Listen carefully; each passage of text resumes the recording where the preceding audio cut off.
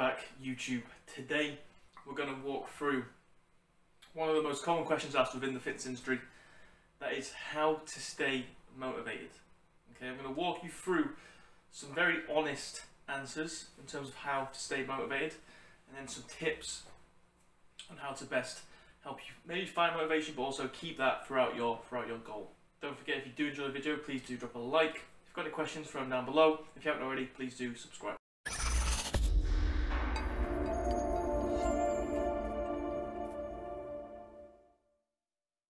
Okay, so when it comes to motivation, there's going to be quite a few ways to maybe try and find motivation or keep it, okay? I'm going to walk through 4 probably very big factors within staying motivated, or at least staying consistent with your goal, right? I think a lot of people sometimes confuse the idea of actually still making progress with the goal, being consistent, with being motivation, right? Sometimes you're not going to be motivated, but you can still be consistent with your goal. Consistency is the key thing, right? So I think some people sometimes get that confused. You're not always going to be, you know, passionate and ready to go and do every little thing that needs to be done for your goal. Sometimes you are, and that's when motivation is going to be up. Sometimes that's not going to be the case, that's when motivation is going to be down. But we still need to be consistent in that moment. So I'm going to walk through a combination of things that might help us, you know, stay motivated and stay passionate about what we're doing, but also things that are just going to help us, maybe when that isn't there, just continue to do what needs to be done. Before we get into point 1 as well, another big area where people struggle, or mistakes that they make, is that they try and find motivation from outside of themselves or their goal, okay? True motivation that's actually really going to help, has to come from within. It's like internal motivation, okay? External motivation or extrinsic motivators aren't really going to help that much. You might get a little bit of motivation for, like, I don't know, 30 minutes, and then it's very quickly going to die off. Whereas intrinsic motivation coming from yourself is going to be what adds fuel to that fire for a very long-term basis. So number 1 is know your why, okay? So what I mean by this is you have to understand why you're wanting to achieve whatever goal it is that you're setting out to achieve, okay? Now the why is that reason, but it's that deep reason as to why you want to achieve your goal. Let me give you an example. Okay, so you can do this yourself.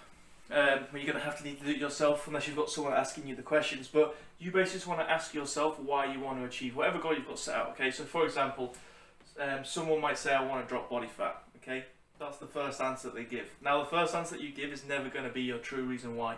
There's going to be a reason as to why that you want to drop body fat, okay? So whatever first reason you give, dropping body fat is just an example here, you then have to ask why again, okay? So why do you want to drop body fat? The answer to that one might be, for that individual, that they want to be more confident, okay? And they feel like dropping body fat is going to bring about more confidence. Then you need to ask again, well, why do you want to be more confident, okay? Potentially, what is it right now that's not allowing you to be confident? Ask why to that. Whatever answer they give to that, okay, you probably want to ask why again. And the idea is that you delve as deep as you can within yourself to find, because there will be maybe 1 or 2 very, very deep reasons as to why you go back and you want to get leaner, you want to drop body fat, okay? But that in itself isn't the reason. The reason will be much, much, much deeper, and you have to keep asking yourself why and why and why and why and why and why. Everyone's going to be different, everyone's going to have a different reason. But if you can unlock that reason yourself, and you can find that deep reason as to why you want to achieve your goal, the reason that brings emotion with it, brings passion with it, brings that drive for you to do it, then when you find yourselves low in motivation, or, you know, down, you've got to pick yourself up, not wanting to continue, if you have this burning reason as to why you want to do it, if you can revisit that and remember that and think about that, that's going to bring a lot of motivation for you to get back rolling again, going making progress. That number 1, know your why, is probably the most important thing, okay? And a lot of people don't do it. Not enough people know the true reasons to why they want to achieve their goal, okay? So make sure you go through, actually write it down yourself, ask yourself those questions, write down the answers, ask yourself that question, then that answer, write down the answers, and keep going until you find that reason. Okay, number 2, very simply, enjoyment. okay? You have to enjoy, for the most part, what you are doing, or you're just simply not going to continue doing it, okay? Now, don't get me wrong here. You're not always going to enjoy what you need to do, okay? Again, let's take fat loss as an example. No one really enjoys being in a calorie deficit, okay? Calorie deficit's needed for fat loss. No one really enjoys being in a calorie deficit, especially not for a long time, because you're going to notice things like hunger. You're going to notice things like maybe energy and tiredness creeping in towards the end, stuff like that. So no one really enjoys that, but it's needed, okay? So when I say enjoyment, don't misunderstand it that you always have to be enjoying every single moment of your goal, because that's not always going to be the case. A lot of the time you are just going to need to be disciplined and just get done what needs to be done. However, you should try and bring about as much enjoyment from your goal as possible. So stuff like training, making sure whatever training you're doing, you enjoy it, right? Because if you don't enjoy it, you're not going to do it consistently over time. Same with your diet, your nutrition. You're going to want to make sure you enjoy that as much as possible, which is going to come on to point 3 as well. Whatever your daily habits that might be beneficial for your goal, like going out for walks or whatever it might be, try and make sure we're enjoying those as much as possible, okay? Whatever targets you need to hit for your goal, try and plan them, try and work them around your enjoyment. You know, so rather than going for a run, if you enjoy playing a certain sport, play that sport, okay? Whatever's going to work for you, find a way to enjoy it. Then number 3, which is, like I said, kind of similar to enjoyment, flexibility, okay? We want to be as flexible within our goal as possible. A great example of this is nutrition, okay? We don't want to be over restrictive with our food. Now again, flexibility is similar to enjoyment. Yes, we have to understand we can't be as flexible as we want, because we're likely going to need some restriction for our goal to work. For example, again, you need to be in a calorie deficit, you're going to need to be taking in less food than you're burning, so therefore you're going to need some restriction on food, otherwise you wouldn't be in a calorie deficit, okay? But at the same time, it's got to be flexible. You've got to be including the foods that you enjoy, again, going back to enjoyment. You can't just completely restrict one type of food or food group. It's not going to happen, it's not going to work, okay? For most people, it's not going to work.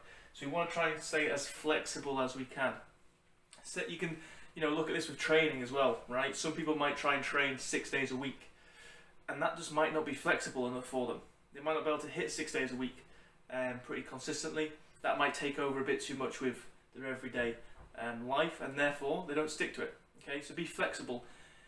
Bring about targets that are realistic, that you can be flexible with, that are going to give you both your goal and also your life, okay? So if training 6 times a week is too much, train 4 times a week. And that might give you time where you can do things outside, away from your goal. Just finishing with point 2 and 3, you know, the enjoyment and flexibility combined. You have to remember that what you're trying to achieve here, you know, is almost a lifestyle, right? A lot of the changes you're going to make, you know, when it comes to health and fitness, they're going to be lifestyle changes. They're going to be big, big changes.